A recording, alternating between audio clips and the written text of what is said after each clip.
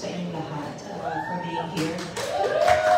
Just like what I said last time sa ating press ko noon, I just really want to express my gratitude to each one of you because all throughout these years, whenever I do a press con like this, lagi po kayong umaattend to, you know, to help whatever show that I'm going to be doing. And until now, ngayon, nandito pa rin po kayo to support and to, you know, of course, to spread the word that we are going to have a concert. So today, again, we just wanted to let you know that I am very grateful. All of us here are really grateful to all of you for being here. And hindi po kayo na mawawala sa mga ganitong mga pagkakataon. So, thank you so much. And come August 21, you're going to see all of us on stage. And these young people right here, nakita nyo naman po magmula doon sa dulo na yun, si Toma, Kayabyab. Madala din po ako, marami po akong mga ginawang mga shows, mga events, na ang kasama ko po ay si Mr. Ryan Kayabyab, ang ating national artist for music. Ngayon po, ang kasama ko na po yung anak. So, it only proves na tumatanda na rin ako, na nakakasama ko na po ang mga anak. Ang kapatid niya na si Kirina Kayabyab, isa ko rin pong nakakasama na as one of my singers. Unfortunately, wala po siya dahil nag-aaral po sa UK. Ito nga po, makita niyo naman kung gaano kabata ang mga kasama ko. Yun yung, ano nga, not because, you know, hindi talaga, matanda lang talaga ako. Kailangan ko lang kasama mga bata. So, we are really excited to give you a really good show. And just like kung ano po yung pagka-explain kanina ni attorney, na this is not just a concert, it is a concert of love, a concert of resilience, a concert of proving one's love for life. So I would really love for everyone to see the show. Yes, salamat po. And I thank you. Ayan, masaya na rin natin si Paolo. Kasi tinignan ko yung pants nila eh. Yung naka-blue si Miguel, yung naka-gray na pants na si Paolo. So, a few words from Paolo and Miguel. And then after that, very short na before we give the first question to MJ Felipe. Hello po. Ano lang? Just very, tayo na lang. Yeah, that's Miguel. Hello po. It's such an honor to be able to be here and to have been chosen as one of the guests po sa concert with Miss Lani. I think, gosh, yung sinabi niya about it being more than just a concert, I think this is celebration of very meaningful connections.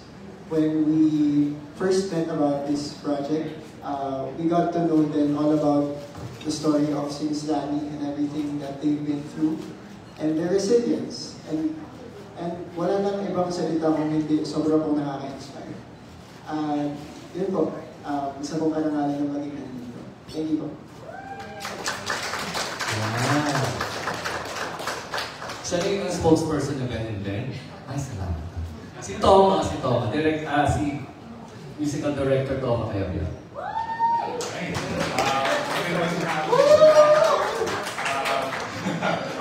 Sobrang excited po kami for this project.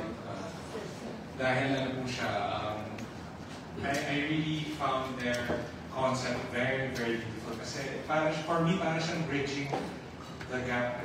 Kasi ito na rin ay bridging the generation of before to today. And maganda rin kasi parang i-introduce din natin yung music ni Miss Lani sa generation today through our wonderful artists. And I think we're giving also a new take on the music of Miss Lani.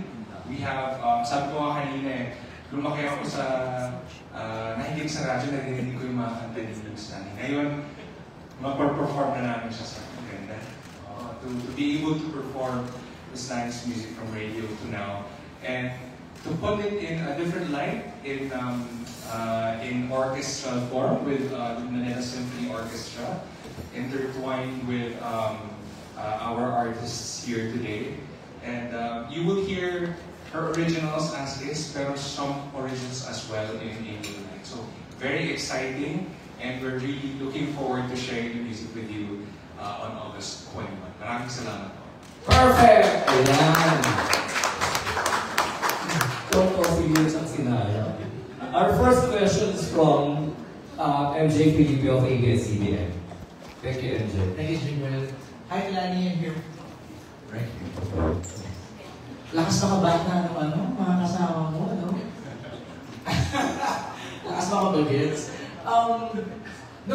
What's striking to me sa sinabi ni Atty. kanina, no, and yung kanyang opening remarks about how it all started, how this concert was conceptualized or something like that. But I wanted to ask you, kasi hindi ko natanong kanina backstage, is why did you have to do this? Separate na yung, alisin mo na yung convincing ng friends, Excuse me, producers, for our family members, but more for yourself. Why did you have to do this? Pwede naman hindi na. galaw pa ng And galaw. then quiet moment na lang, quiet celebration and all that. Pero ikaw mismo, why did you have to do this? Well, first of all, kasi this is going to be my first time again to do a concert, a solo concert. I think the last solo concert that I did was, oh my gosh, several years ago. And ito lang yung time na mapuprove ko sa sarili ko, I think, na kaya ko ba. Especially after what happened to me in 2020. So this is going to be a testament for me also that even in my current situation, and sa ganitong edad, I still can do it, and I can still offer people the kind of music that they expect from me. Bakit na naman eh? At saka bakit naman hindi? Bakit hindi naman na? Bakit hindi na gawin ko ito? So parang that was kind of a loaded answer. A what? A loaded answer. Kasi parang you're saying na may doubts in your mind if you can still do it. Yun yung dating ano ba, katulad na sinabi ni Atty. kanina na yes, I'm going to admit na kaya ko ba ba? Diba? Kaya ko ba ba? Kasi na, given the situation ngayon, medical situation ko, kakayanin ko ba nga ba? Diba? But if I'm not going to do it, I won't be able to know, diba? I won't be able to find out. Diba? The only way to find out is to do it. And kanina nakausap ko si our musical director, si Tom, na yun yung direction na gusto mo, yung the new ones, the young singers, hindi yung your usual friends, the Carries, the Martins, the Regines, pero kasama mo ngayon, new blood. Bakit yun yung direction na gusto mo?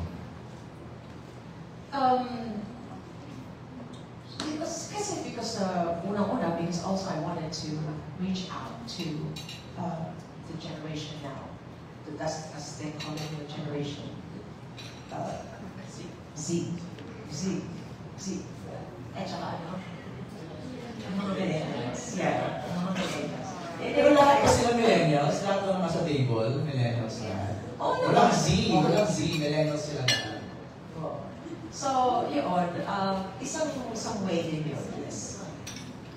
At saka why not, I mean, itong mga ito ay talented itong mga ito.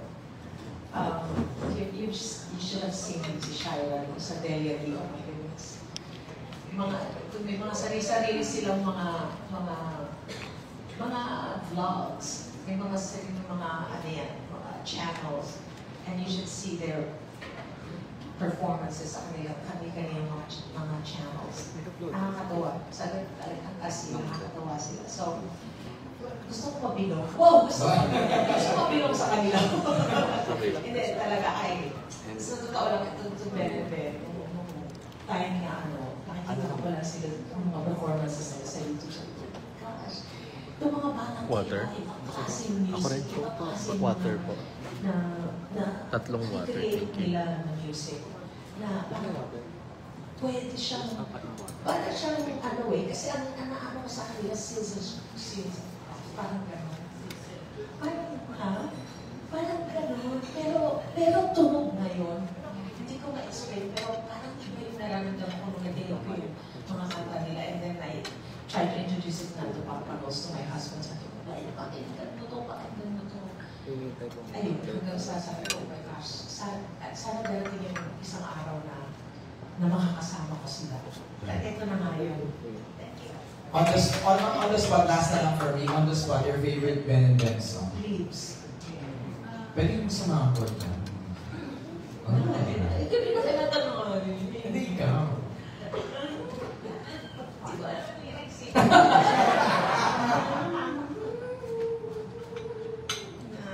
Naiyak ako kasi yung nilagay ko sa nanay.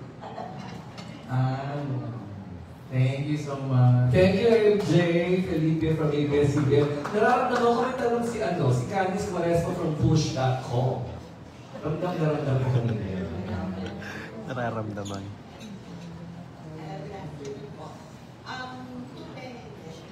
If you were to write a song for Miss Lan, kasi nga, na-favorite sabi na favorite names, ano yung pwedeng nasa top of mind niyo na kahit isang stanza lang or topic sa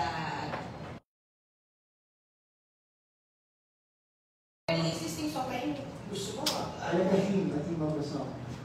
Parang, but just like what the message of this concert is also about, I think it would be great to write a song about resilience and about when you feel like when you feel the doubt that you've given your Open last, Wi-Fi. and kaya mo ba? So parang yun yung magandang kaya. Kasi yun yung story. Yun yung mismo, and not, she didn't just tell that story, she did it. So, Wala kaming box. Tatlo. Yung title ko yung Anything is Possible. Ay, Ano daw? Anything is possible. Anything is possible.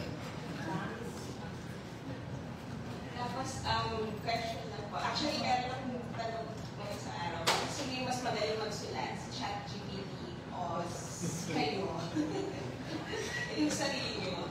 So, in terms of songwriting, or do you get help? Halimbawa, when you compose a song, you write songs. Pero sometimes merong may tulong from AI or technology to get in. You know what? I've watched a lot of videos about AI in music. And ang nalulap ko, since AI gets their learnings from real musicians, magaling ng AI kasi magaling magsulat ang totoo. Perfect. But also to answer the question there, unfortunately we haven't used, well actually unfortunately, we haven't used AI to write songs, or at least to help write songs. But, not to say that, I think there's a lot to talk about it, it's honestly a very controversial topic, especially in terms of art. And I think what I've been hearing around, which is personally the most acceptable thing, is it's a great tool, but it will never replace the ability of humans to write. Because writing comes from real experiences, and only humans can go through that. So, Ganda mo. Miss Lani naman, Miss Lani sabi niyo kanina, nag-age na kayo. Pero in terms of, hindi naman masyado. po. Parang magkakamukha lang po kayo ng mga katabi ko. Anyways po, paano po kayo nag-keep up with the times? In terms of, nag-TikTok din ba kayo? Or nagpo-post ba kayo regularly ng mga OOTD and mga Alam mo, sa totoo lang, I have TikTok, I have the X, former Twitter, I have IG, I have Facebook. Pero hindi ako ganun ka-consistent na nagpo-post. Kasi, I don't know, especially sa TikTok, yung, parang hindi ko makita yung sarili ko nagsasasayaw sa harap ng, I don't know. Sa TikTok, I use it for, for promoting something, or whenever I need to let the public know something's going on in my life. Yun lang siguro the time na nagpo-post ako. Pero yung, try na natin itong sumayaw sa... Hindi, sa totoo lang, hindi ako, yun na, but honestly, of course, social media is a great tool for us artists to bring out our whatever events that's going on in our life. So it's a great tool, honestly. It's like what you said, AI, di ba? Talagang malaking tulong siya, especially where you're trying to compose a letter, or you need to have your grammar edited. So it's a great help. So, I'll try to be more, siguro sa aking mga social media. Siguro mamaya, gagawa na kami ng dance move. Thank you po. We are looking forward to the past. Very well